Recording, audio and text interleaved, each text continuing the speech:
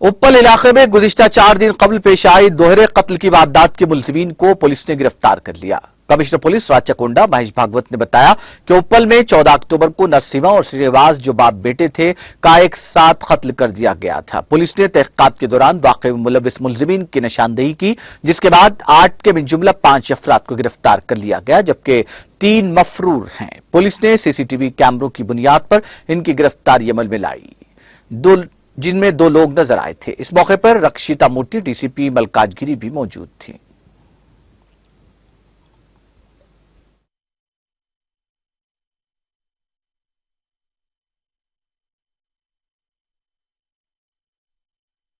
Twenty first century में भी काला जादू अभी भी मैटर कर रहा है।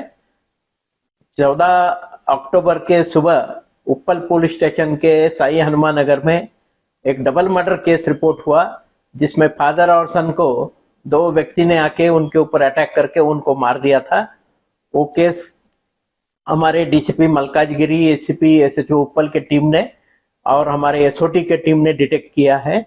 इसमें 5 लोगों को अभी हमने हिरासत में लिया है। इसमें जो प्रधान सूत्रधार है उसका नाम है विनय एलियास विनय रेड्डी। उसका और वो जो मर गया प्रिस्ट जो ब्लैक मैजिक सॉर्सरी का भी काम करता था करके अभी हमें मालूम हुआ है, जिसका 75 उम्र है। इसका पहले से परिचय था। 2016 में जब विनय ने सब इंस्पेक्टर की एग्जाम लिखी तो कुछ पूजा करने के लिए 6 लाख रुपया ये नरसिम्हा ने उससे लिए थे, लेकिन एग्जाम क्वालिफाई नहीं हुआ। होने के बाद पैसा वापस मांगा, पैसा नहीं मिला उससे करके उसने वही ग्रजेस से उसको पीछे पड़ा है। और बीच में जो कुछ इसके साथ में जो रोड एक्सीडेंट हुआ, कुछ क्रिमिनल केस में उसको अरेस्ट किया गया, इसके लिए भी यही नरसिम्हा कुछ ब्लैक मैजिक कर रहा है करके ये दिल में रख के वो ग्रज से ही ये विनय ने अपना फ्रेंड